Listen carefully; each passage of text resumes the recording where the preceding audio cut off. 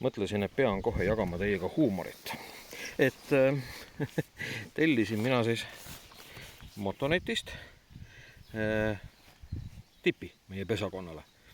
Ja võtsin ta siis nüüd ilusti välja pakendist, millest seda pakitud oli, see tipi kilepakend. Muljekile väga korralikult, super, kiidan.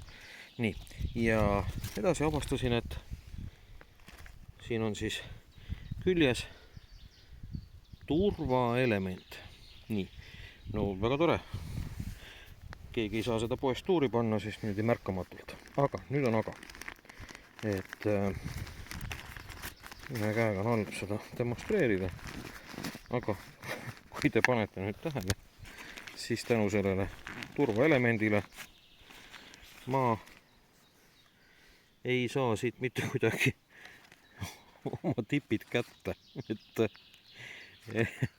Et nagu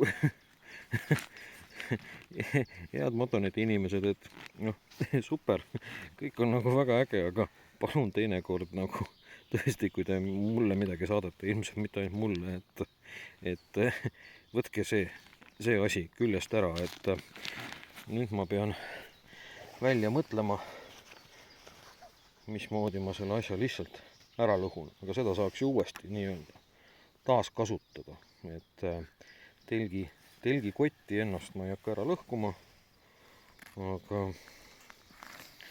siin ei jää muud üle.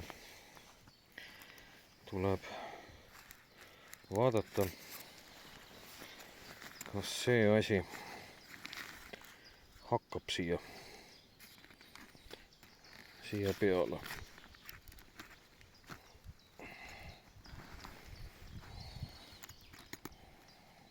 Jah, ega väga ei hakka. Mulle tundub.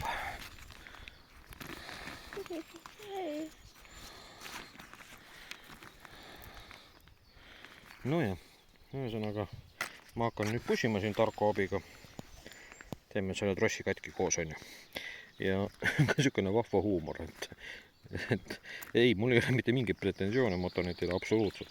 See oli lihtsalt naljakas. Tahtsin huumorit kõigiga jagada.